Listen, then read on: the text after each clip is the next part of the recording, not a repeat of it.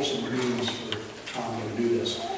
We're going to finish up today, sort of, with the story behind the song. I say sort of because next week I'm going to focus on Thanksgiving, but I'm still going to look at a song. It just won't be so much about the story behind the song, but about the song and the songs of Thanksgiving. So hopefully you can join us that day. But this day, we're looking at, as is obvious by the bulletin, the song called "This Is My Father's World." It is an interesting song written by an interesting man. He kind of drips off to the edge. Maltby Davenport Babcock is the guy's name. He was a pastor in the late 1800s. He served up in the New York area, up around, well, he started out in the upper New York, upstate New York, up around Lake Ontario. And that's important because that's where the idea for this song came from.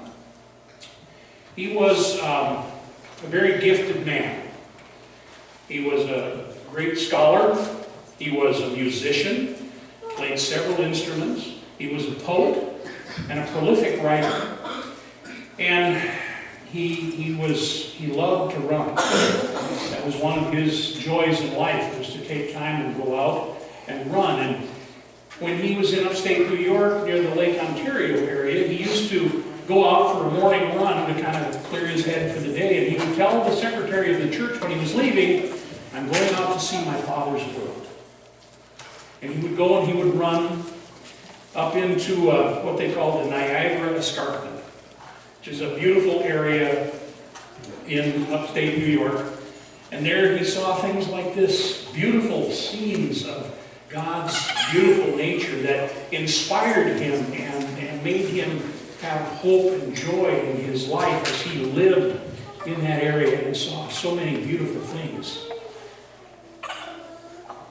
Now, we don't live in the Niagara Escarpment, but honestly, we see beauty too. I'm taken every time I drive anywhere outside of town, any place I go, the beauty that there is all around us.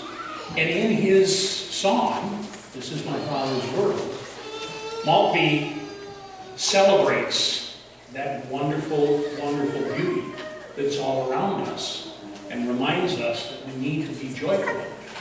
The song is taken from a poem that he wrote. As I said, he was a poet and a writer.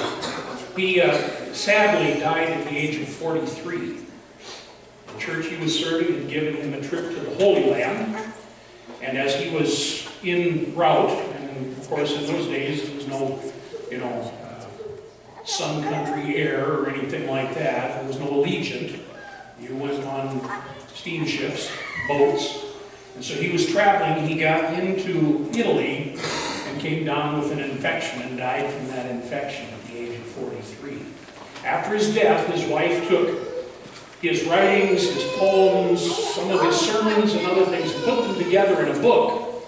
And one of his friends saw this poem called "My Father's World," which is 12 stanzas long, and put it to music. Fortunately, he didn't use all 12 of the stanzas. He only used 6 of them, and he put those together into 3 verses. So later we'll be singing 3 different verses, but in each verse there's actually 2 stanzas of the poem, and every one of the stanzas starts with, "This is my Father's world," as he sees the beauty of his Father's world all around him. And it's an interesting thing to think about. The scriptures we read this morning are, in many ways, a reminder of that. The one in Kings talks about when we had Elijah, and he was convinced that he was the only one that was still loyal to God, and he was having his little pity party out in the desert, and he finally got over it, kind of, and he asked to be able to see God. "Let me see you, Lord." And so God said, "Go and stand on this mountain, and I will pass by."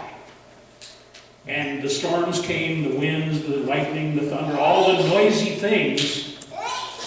But God came in a small whisper, it says. You know, I would just truly love if God would be a little more vocal sometimes, wouldn't you? To say, hey, I'm here, rap you on the shoulder, for us Norwegians, knock us on the head to get our attention.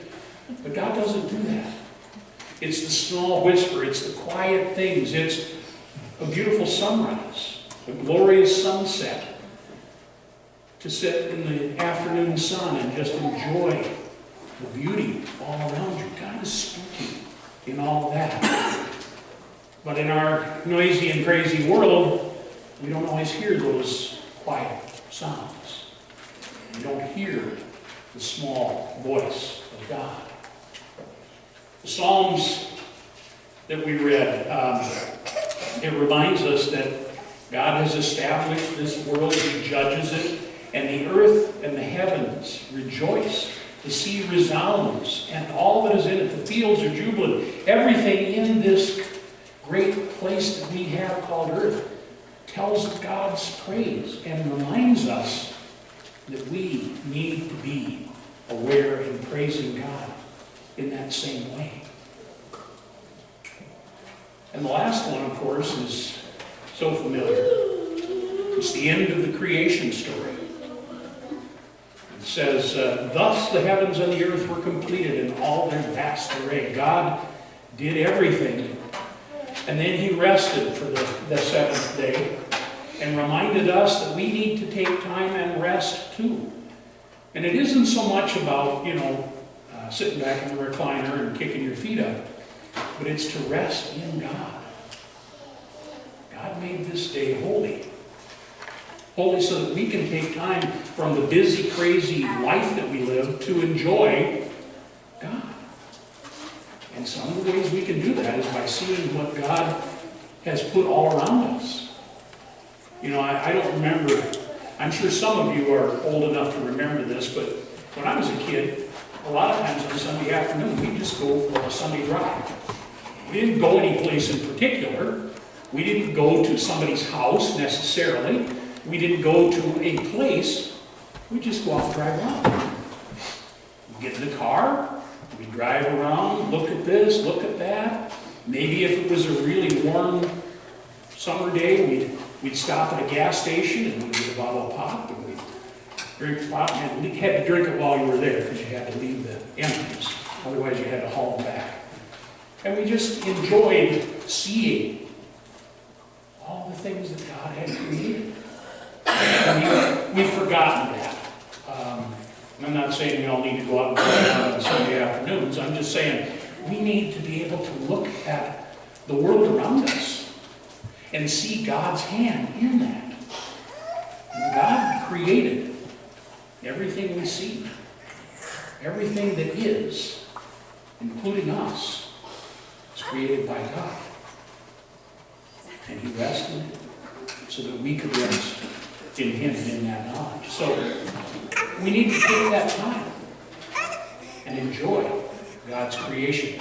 And Malky's song, This Is My Father's World, is a celebration of His joy at God's creation. He sees it in music. He sees it in the beauty. He sees even in the midst of trouble and anguish and upset that God's still in charge. And He finds joy even in those kinds of things. The verse that he says that really kind of inspired his poem was a verse from Genesis. And this is as we have the man that would become Israel, Jacob,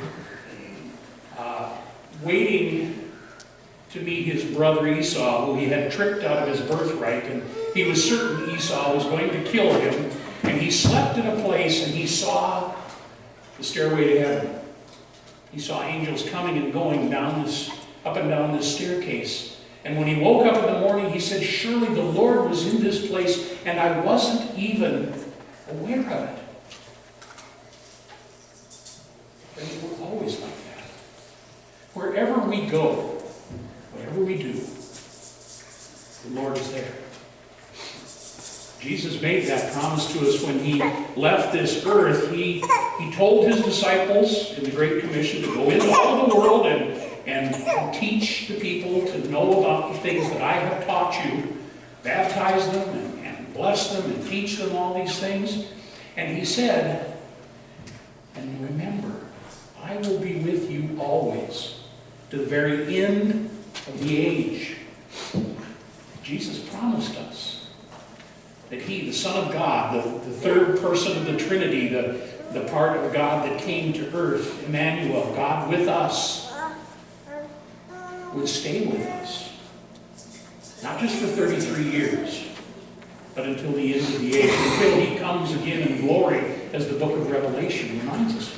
So God is always wherever we are. He's as close as this. We need only to reach out, and God's there. And that means everywhere. You know, it doesn't mean just here, although God is here. It doesn't mean out in the parking lot, although he's out there. It doesn't mean at the cafe. It doesn't mean at the bar in town. But God's in all those places. He's at the post office. He's at the Legion Club. He's at every place that there is, because he created it all. And he said, I'm going to be with you. I won't leave you. I won't forsake you. You don't need to do this alone.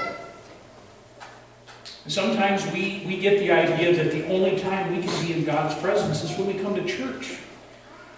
And you know, I'm glad that you do come and that you feel God's presence. That's not the point. The point is, this is not the only place that God is. God doesn't live in this building, but he is in this building. God is, the word is omnipresent. He's everywhere. And that really should be a joy for us, to remember that wherever we go, whatever we do, God is with us. Sometimes God being with us is a little daunting because we aren't always doing things we want God to see.